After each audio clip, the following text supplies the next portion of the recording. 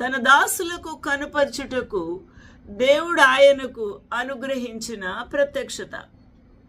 ఎవరు అనుగ్రహించారు? సొంతంగా ఈ మహాభక్తుడు వ్రాయలేదు, కానీ యేసుక్రీస్తు ప్రభువు అనుగ్రహించిన ఈ ప్రత్యక్షత, లేక దీనిని ప్రకటించి వ్రాయు అని చెప్పిన ఈ యొక్క ప్రవచనం.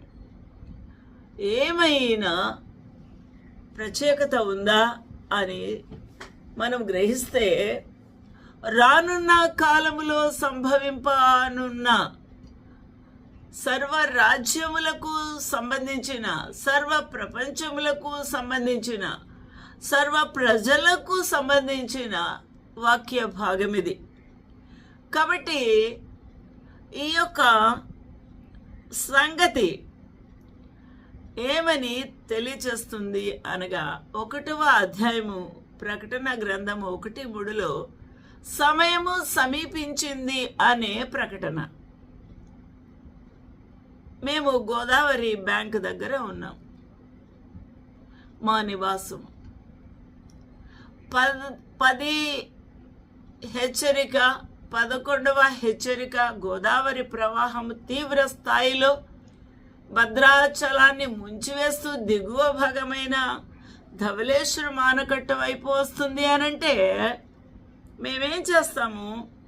ఆ హెచ్చరిక జాగ్రత్తగా విని, ఏ విధమైన సూచనలు ప్రభుత్వము వారి ద్వారా ఇవ్వబడినవో వాటిని పాటించి, మా ప్రాణాలు కాపాడుకోమన్నారు కాబట్టి కాపాడుకోనటానికి మేము పరిగెట్టుతాం.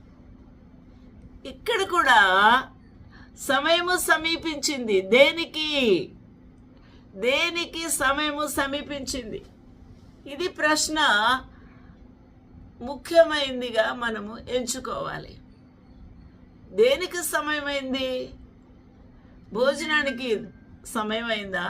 లంచ్కా, బ్రంచ్కా, లేదా డిన్నర్కా, వివాహానికా, లేకపోతే తుది శ్వాస విడవడానికా? దేనికి అని ప్రశ్న మానవులకు తట్టాలి. చదివి వెళ్ళిపోవడం కాదు. నేను చదివేశాను, ఈ అధ్యాయము ముగించేశాను కాదు. కారణం ఏంటి? ఎందుకోసము ఈ వచనం వ్రాయబడింది అని గ్రహిస్తే అప్పుడు కానీ ప్రభు మనకు ఆ ఇష్టాన్ని బట్టి ఆ విషయము అర్థం చేసుకోవడానికి ముందుకు మనం అడుగులు వేస్తున్నామని పరిశుద్ధాత్మ దేవుడు మన యొక్క అంతరంగపు స్థితిని గ్రహించి ఏం చేస్తాడు? మనకు సహాయం చేస్తాడు.